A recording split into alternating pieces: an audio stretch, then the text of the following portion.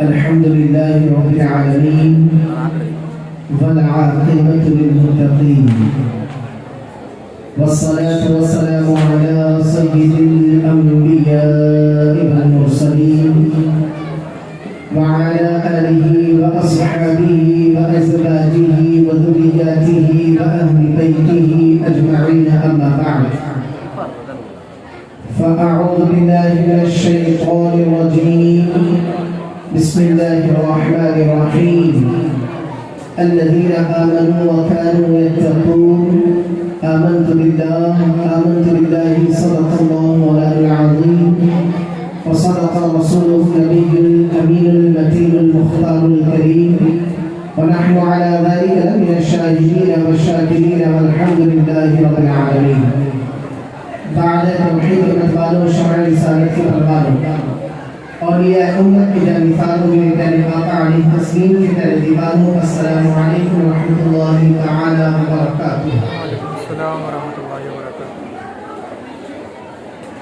میرے پیارے آقا علیہ تسلیم کی ترتیبانوں، آج اس حسین عرس کی تقریب میں جو احباب یہاں پر تشریف لائے ہوئے ہیں، مرد حضرات سے گزارش ہے اگر یہاں وہاں افراتفری میں ہو تو برائے کرم آپ سب یہاں پر آ کر کرسیاں آپ کے لیے بچھائی گئی ہیں، یہاں پر بیٹھ کر اللہ اور اس کے رسول صلی اللہ علیہ وسلم کے فرامین کو سماعت کرنے کی کوشش کریں، اور جو حضرات کھانا کھانے کی جانب یا جہاں کہیں پر بھی بلا وجہ کھڑی وہ سب سے گزارش ہے حضرت خواجہ اصحاب النبی رحمت اللہ تعالی علیہ کی بارگاہ میں آپ تشریف لائے ہیں، تو تھوڑا سا اولیاء اکرام کی تعلیمات کو بھی سن کر اپنے علم میں اضافہ کرنے کے لیے آپ حضرات یہاں پر برائے کرم تشریف لانے کی کوشش کریں۔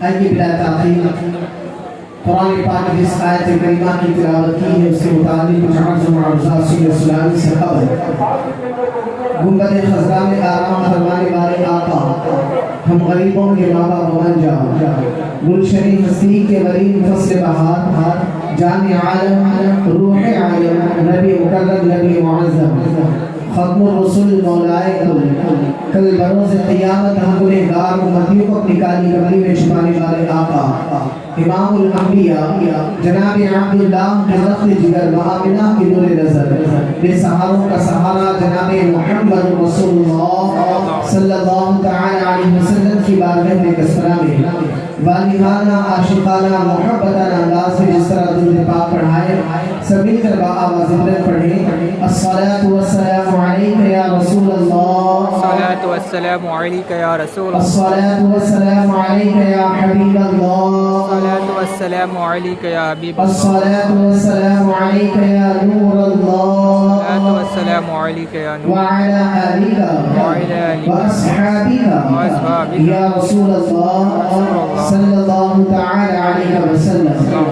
میرے پیارے آقا علیہ تسلیم کے ترتیبانوں، اللہ عز و جل نے اپنے مقدس کلام میں اپنے محبوبین کے حوالے سے، اپنے محبوب بندوں کے حوالے سے بڑی پیاری بات فرمائی ہے، اور اللہ نے اپنے محبوبین بندوں کا پورا تذکرہ ان کی زندگی مبارکہ کے حسین پہلوؤں کے حوالے سے قرآن پاک میں رب کریم نے ارشاد فرمایا، اور آج ہم سب یہاں پر حضرت خواجہ اصحاب النبی رضی اللہ تعالیٰ عنہ کی بارگاہ میں اس کی تقریب پر حاضر ہوئے ہیں، تو اس تھوڑے سے وقت میں انشاءاللہ العزیز کچھ باتیں اللہ والوں کی تعلیمات کے حوالے سے آپ کی گوش گزار کروں، تاکہ آپ بھی سنیں اور اس کو سننے کے بعد میں عمل میں لائیں گے تو انشاءاللہ عز و جل اللہ کا قرب حاصل ہوگا۔ میرے امام نے بڑی پیاری بات فرمائی ہے، تیرے غلاموں کا نقش قدم ہے راہ خدا، تیرے غلاموں کا نقش قدم ہے راہ خدا، وہ کیا بہت سکے جو یہ چراغ لے کے چلے۔ یعنی اگر دنیا میں کامیابی چاہیے، آخرت میں کامیابی چاہیے، دنیا میں اگر آزاد چاہیے، دنیا میں اگر ہر ایک کے دل میں محبتیں پیدا کرنا ہو، دنیا میں رہ کر دنیا سے اپنے آپ کو پوری طریقے کے ساتھ مستثنا کر کے اللہ اور اس کے رسول کی محبت میں زندگی گزارنا ہو، تو اس کے لیے سب سے بہتر جو نام ہے، اس کے لیے سب سے بہتر جو مشن ہے اس کے لیے جو سب سے بہتر راستہ ہے وہ اللہ والوں کا راستہ ہے, اللہ کے محبوبین بندوں کا راستہ ہے. اور جو بندہ اللہ کا محبوب بن جاتا ہے, اللہ کا برگزیدہ بندہ بن جاتا ہے, اللہ کو راضی کرنے والا بن جاتا ہے, رب کی رضا حاصل کر لیتا ہے. یاد رکھیں اللہ کی رضا کو حاصل کرنا زیادہ ثقل کام نہیں ہے, زیادہ مشکل عمل نہیں ہے. اور کسی نے بڑی پیاری بات کہی ہے, ہم تو مائل کا کرم ہے, کوئی سائل ہی نہیں ہے, راہ دکھلائے کسے, کوئی راہ منزل ہی نہیں ہے. اگر کوئی انسان راہ منزل پر آ جائے, کوئی انسان اللہ کی جانب لو لگا لے, اللہ کا قرب حاصل کرنے کی کوششیں کرے, ادھر بندہ سچے دل سے کہے یا ربی, ادھر سے فوراً صدا آتی ہے, بندے بتا میں تیرے کون سے خطا کو معاف کرو, میں تیری کون سے گناہوں کو معاف کرو.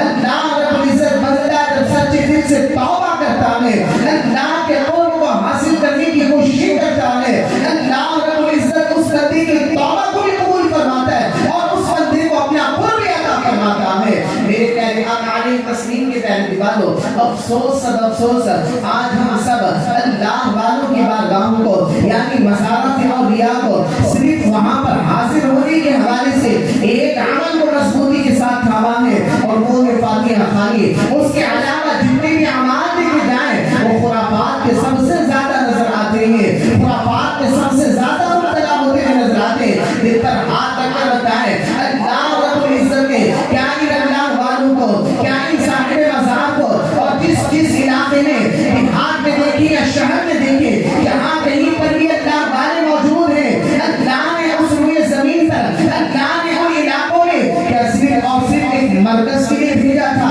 یا لوگوں کو جمع غفیر جمانے کے لیے بھیجا تھا؟ نہیں پیارے, یہ اللہ والے جب تک حیات تھے تب تک بھی لوگوں کو دلوں میں اللہ کی محبتوں کو پیدا کیا کرتے تھے اور اللہ سے رشتوں کو جوڑنے کی کوششیں کرتے تھے, اور دنیا سے رخصتی کے باوجود بھی آج بھی ان کی بارگاہوں سے ہم یہی تعلیم ملا کرتی ہے کہ اللہ کے قرب کو حاصل کرو, اللہ اس کے رسول میں سچے بچے بن کر زندگی گزارو, دنیا بھی کامیاب آخرت بھی کامیاب ہو جائے گی. مگر افسوس افسوس ہم نے اس کی تقاریر کو صرف ایک میلے کی شکل دے کر رکھی ہے, اور اس کی تقاریر کو دیگر اور پروگراموں کے لیے کئی جگہ پر تو ایسے بھی ہوتے ہیں جو ناجائز پروگرام ہے, مگر بہرکیف ان تمام چیزوں کے لیے ہم نے لوگوں کو جمع کرنے کی کوششیں کی ہے. یاد رکھیں اللہ نے قرآن پاک میں اللہ کے محبوب بندوں کا جو ذکر فرمایا ہے, رب فرماتا ہے الا ان اولیاء اللہ لا خوف علیہم ولا هم يحزنون. اس آیت مبارکہ میں اللہ رب العزت نے فرما دیا بے شک میرے ولیوں کو یعنی میرے دوستوں کو, ولی کا معنی دوست ہوا کرتا ہے, رب فرماتا ہے میرے دوستوں کو نہ کوئی خوف ہے, نہ کوئی غم ہے, نہ کوئی ملال ہے, بلکہ وہ کہاں مفسرین فرماتے ہیں اللہ نے جب انہیں دنیا کے غموں سے بے خوف کر دیا ہے, دنیا کا تو غم کوئی غم نہیں ہے, دنیا کی مصیبتیں کوئی مصیبتیں نہیں ہے, دنیا کی پریشانیاں کوئی پریشانیاں نہیں ہے. یاد رکھیں میدان محشر کا وہ دن سب سے ثقیل ہوگا, سب سے مشکل دن ہوگا. دنیا کے غموں سے بے خوف کر دیا تو اللہ نے اپنے دوستوں کو آخرت سے بھی بے خوف مقدر فرما دیا. یعنی اللہ کے اولیاء جو ہیں, اللہ کے دوست جو ہیں, وہ دنیا میں بھی بے خوف ہیں, آخرت میں بھی بے خوف ہیں. مگر رک کر یہاں زور سے سوچیے تو صحیح, آخر ایسا کون سا عمل ہے جس کی بنیاد پر اللہ نے دوستی کا مقام عطا فرمایا, یعنی دوستی کا مقام دیا, اور دوستی کے مقام کے بعد میں انہیں دنیا میں بھی خوف آخرت میں بھی بے خوف کر دیا. تو قرآن کی دوسری آیت پڑھو گے تو آپ کو سمجھ میں آئے گی, جس کو میں نے آج موضوع سخن بنایا ہے. اللہ فرماتا ہے الذین آمنوا وکانوا یتقون.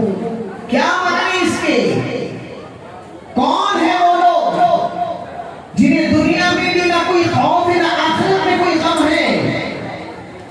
وہ لوگ جو ایمان لائے. سب سے پہلی شرط, بغیر ایمان کے کوئی عمل قابل قبول نہیں ہے. سب سے پہلے ایمان کو مضبوط کرنے کی کوششیں کرو. قرآن کے الذین آمنوا, کون جو مومن گزرے, جو مومن صالح گزرے ہیں، جن کے دلوں میں اللہ نے ایمان کو نقش فرما دیا ہے. اور مومن کیسے؟ ہمارے دل سے نہیں، ہم بھی مومن ہیں مگر کیا ہم پوری طریقے کے ساتھ اللہ کے احکامات پر عمل کرتے ہیں؟ اللہ نے جن چیزوں کو قرآن پاک میں حرام و حلال قرار دیا ہے، اللہ نے جن چیزوں کا ہمیں حکم فرمایا ہے، کہ آج ہم ان باتوں پر عمل کرتے ہیں. جب ایمان کے حوالے سے قوم کو دیکھا جائے تو قوم کو ایمان کی صحیح تشریح نہیں معلوم. ہم نے ایمان لایا کیوں؟ میرے باپ دادا مومن تھے، ہم بھی مومن ہیں، بس ہم مسلمان گھرانے میں پیدا ہوئے، مسلمان ہیں بس.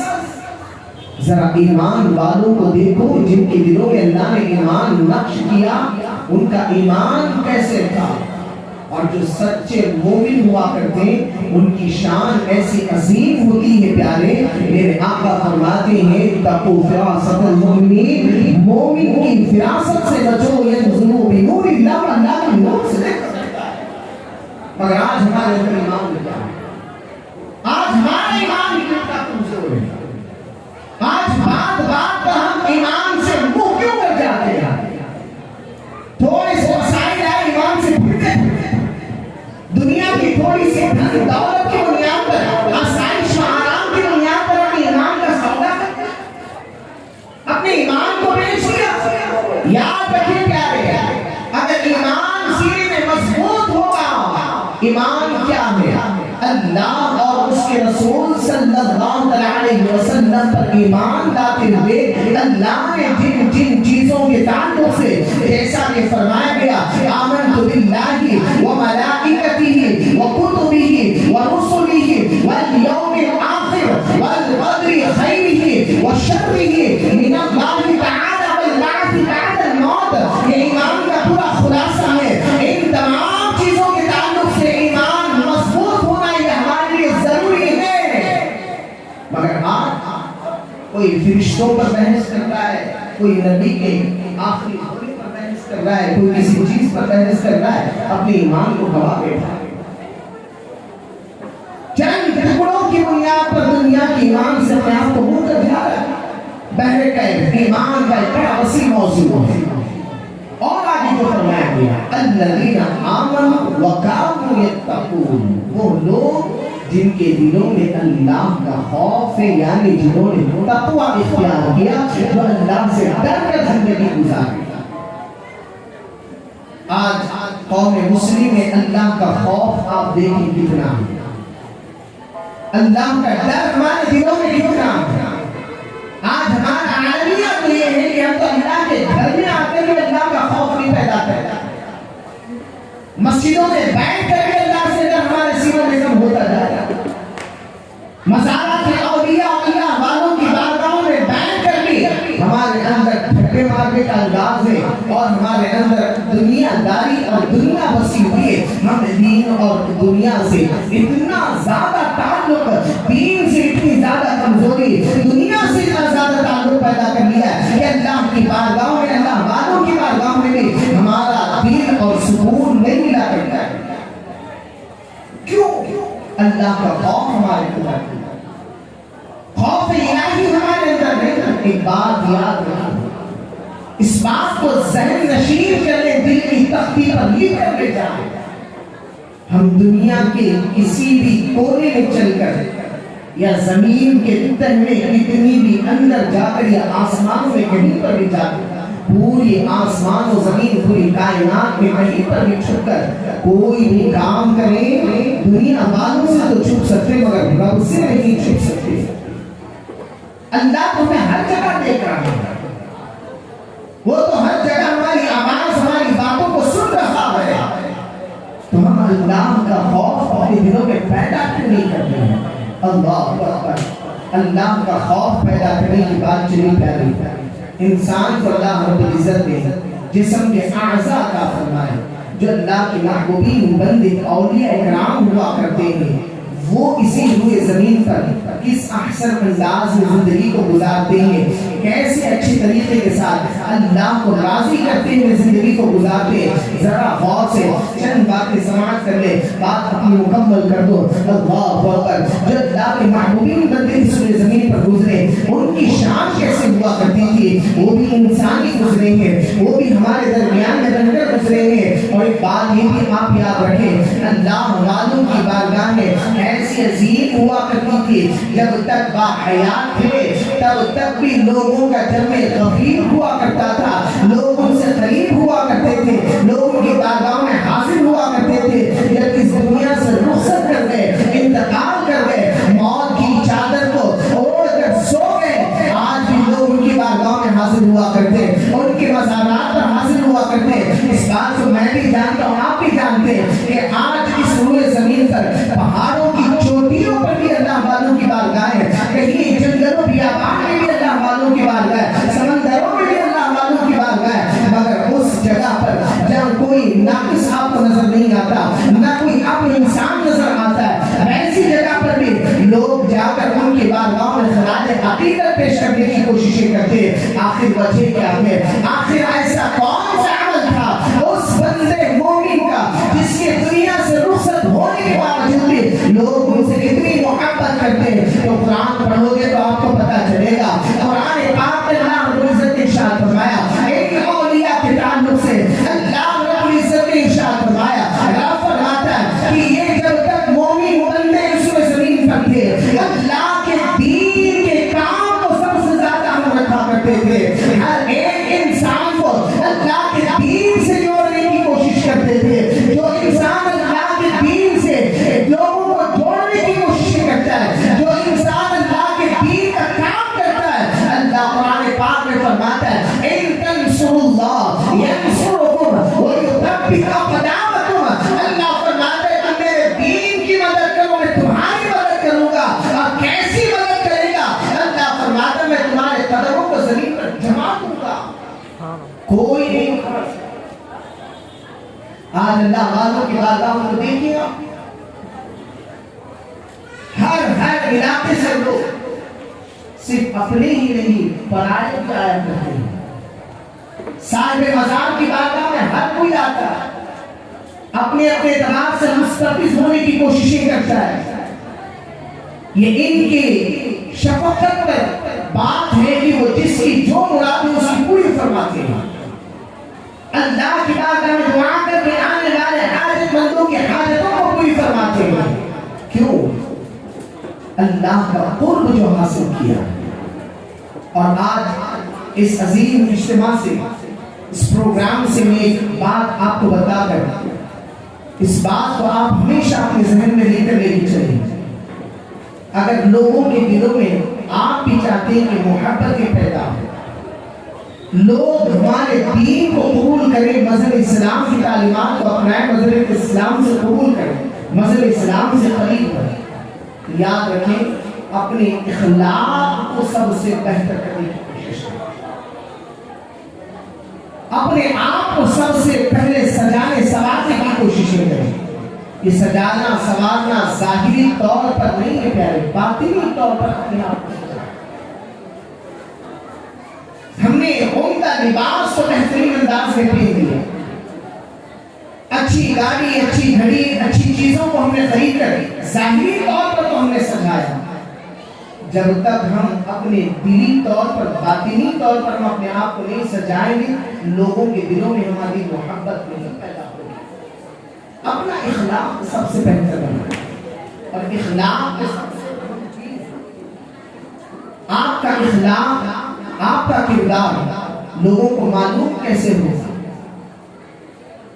انسان کتنا بھی بڑے سے بڑا علم والا کیوں نہ ہو، لوگوں کو معلوم کیسے ہوگا؟ جب تک انسان کی زبان نہیں کھلتی تب تک انسان کے حوالے سے اس کی معلومات پتہ نہیں چلتی ہے۔ آج ہماری زبان کتنی اچھی ہے، ہم زبان کتنی بہتر استعمال کرتے ہیں۔ اگر ہم اپنی قوم مسلم کی زبان کے حوالے سے بات کریں تو جھوٹ آج ہماری زبان پر ہمارے بچے گالی گلوچ میں، ہمارے گھروں میں گالی گلوچ، گندی باتیں، غیبتیں، چغلخوریاں، جھوٹ، دغا بازیاں، بھائی سے جھوٹ، یہ تمام برائیاں ہمارے اندر موجود ہیں، اور یہ اللہ والے انہی تمام برائیوں کا خاتمہ کرنے کے لیے تشریف لائے۔ اللہ نے جو دین کی تعلیم کو آگے فرمانا تھا، رہتی دنیا تک یہ دین آگے جو چلنا تھا، صبح قیامت تک یہ دین جو آگے بڑھنا تھا، کوئی نئے نبی یا رسول نہیں آنے والے، انہی بزرگان دین کے طفیل علماء حق کی یہ ذمہ داری کہ وہ دین کی تعلیم کو آگے کرتے چل رہے ہیں۔ مگر آج ہمارا تعلق علماء سے کتنا زیادہ مضبوط ہے، ہم ہر اعتبار سے، کردار کے اعتبار سے، اخلاق کے اعتبار سے خستہ ہوتے ہوئے جا رہے، جس کی بنیاد پر لوگوں کے دلوں میں ہماری محبت نہیں، آئے دن ہمارے سے نفرت بڑھتی بھی جا رہی ہے۔ اللہ، اگر ہم نے لوگوں کے دلوں میں محبت پیدا کرنی ہے تو ایک ہی سب سے